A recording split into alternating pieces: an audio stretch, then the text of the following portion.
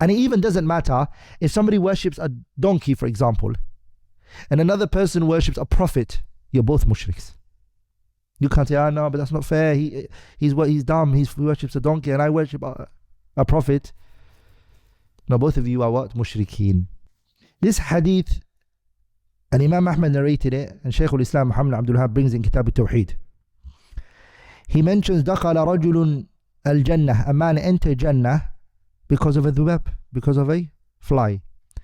وَدَخَلَ النَّارَ, and another man entered the hellfire because of a dhubab, again a fly.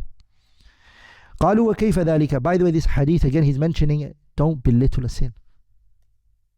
This idea that you have hope, a dhubab, fly. So what's the hadith? قالوا وكيف ذلك. The Sahabas, they asked, Ya Rasulullah, how did a man enter Jannah because of a dhubab? Another one entered the hellfire because of a dhubab, a fly. He said, مَرَّ رَجُلَانِ, these two men, they went by على قوم لهم صنم, they went by people who had an idol that they worshipped. No one can go by them unless يجوز here, it means أن يمروا.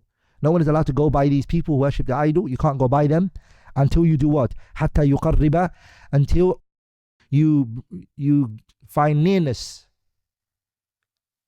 with the idol. You have to do taqarrub, يعني something that you try to get nearness to the idol. You have to do an act of worship that you try to find nearness to this idol. You have to. You can't go by this village or these people.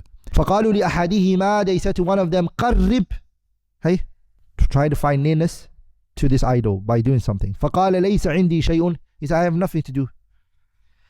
قالوا له قرب, they said, no, you have to try to find nearness. ولو ذبابا, even if you have to slaughter a fly, do something. Bring even a dead fly and say, this is all I could find. فقرب ذبابا, and he tried to find nearness in that fly. فخلوا سبيله, they let him go. فدخل النار, and he entered the hellfire. وقالوا للآخر, they said to the second one, which is a benefit in Arabic language. وقالوا للآخر, آخر can be referred to the second. If a first person is mentioned, the آخر here doesn't mean the other, as they say in English. It's the second. It was said to the second one, قرب, find nearness, do it. فقال, he said, ما كنت لأقرب لأحد شيئا, I'm not going to find nearness to anybody. Only Allah تبارك وتعالى. دون الله. No, I'm not going to do any act of worship for anybody other than Allah. I'm not. فضربوا عنقه, they striked his neck, and he killed him.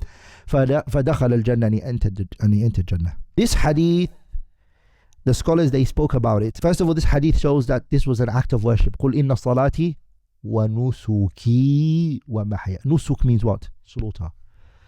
So the dhubab is a slaughter. This hadith shows us that it doesn't matter what you do shirk in. It does not matter what it is. The size, the amount, doesn't matter. And it even doesn't matter if somebody worships a donkey, for example, and another person worships a prophet. You're both mushriks. You can't say, no, but that's not fair. He's dumb. He worships a donkey and I worship a prophet. No, both of you are what? Mushrikeen. Does that make sense? It doesn't matter what you're worshipping. But the scholars, they mentioned an ishkal.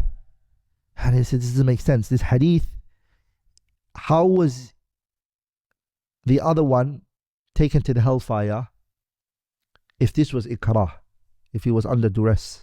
He was coerced into it, right? And Allah subhanahu wa ta'ala says in the Quran, إِلَّا مَنْ أُكْرِهَ وَقَلْبُهُ مُطْمَئِنٌ بِالْإِيمَانِ, that the person who is forced to do an act, whether it be shirk, whether it be kufr, whether it even be ma'asi or sin, as long as you don't let it steep into your heart, inshallah ta'ala, there's no punishment for you. So you're not going to be punished for it. So how do we reconcile that with this ayah? The scholars, they responded by two responses. Number one, they said there was no coercion. He wasn't coerced into it. Because the hadith says that nobody can go by them, okay, unless he did this. This is not called ikrah. Ikrah means when the person fears for his life. So he could have just returned and left. Okay? Then the question here is, why did they kill the other one then? Who said no? Why did they kill him for? The scholars, they said the reason why he could have been killed is because of how he belittled the shirk. It could have been that he said to them, you want me to worship an idol, and that's when they got angry and they killed him.